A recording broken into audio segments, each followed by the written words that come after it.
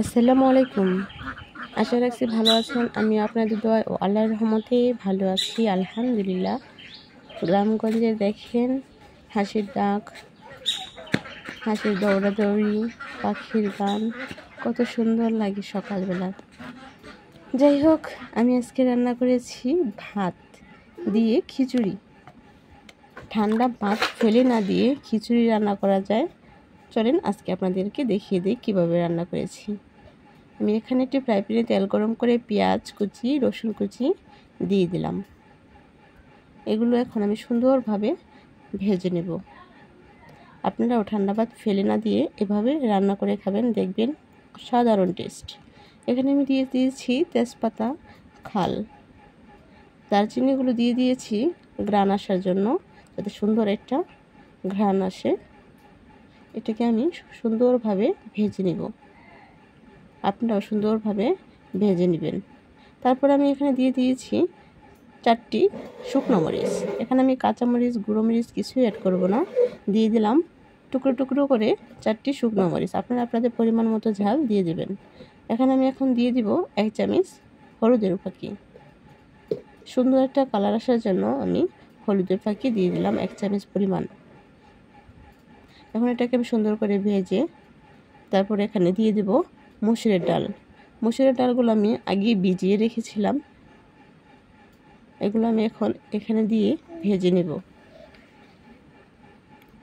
সুন্দরভাবে ডালটা আমি ভেজে নেব।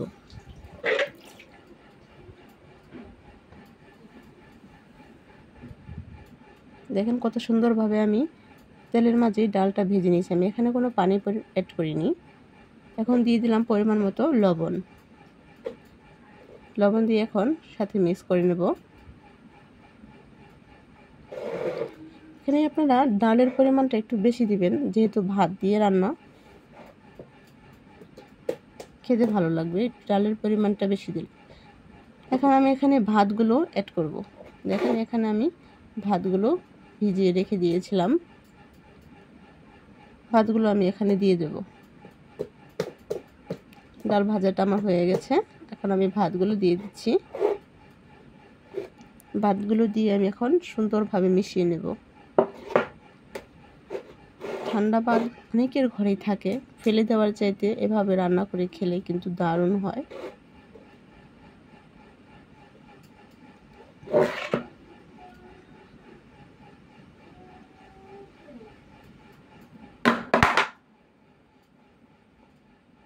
এখন আমি এভাবে সুন্দর করে মিক্স করে নিলাম। মিক্স করে নেওয়ার পর আমি দিয়ে দিলাম সামান্য পরিমাণ পানি, ডালটা সিদ্ধ হওয়ার জন্য। পানি না দিলে লেগে যাবে, ডালটা সিদ্ধ হবে না। এই জন্য আমি সামান্য পরিমাণ পানি দিয়ে এখন ঢাকনা দিয়ে ঢেকে দেব।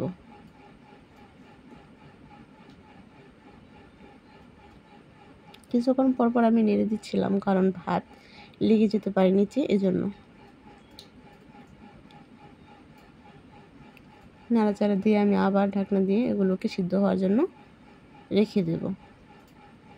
দেখেন আমার প্রায় হয়ে গেছে, ডাল সিদ্ধ হয়ে গেছে। এখন দিয়ে দিচ্ছি এখানে জিরা ফাঁকি। আমি আগেই জিরা ফাঁকি করে রেখেছিলাম, জিরা ভেজে, সেই ফাঁকিটা এখন দিয়ে দিলাম, কারণ একটু সুঘ্রাণ আসার জন্য, সুন্দর একটা ফ্লেভার আসবে জিরার ফাঁকিটা দেওয়ার পরে।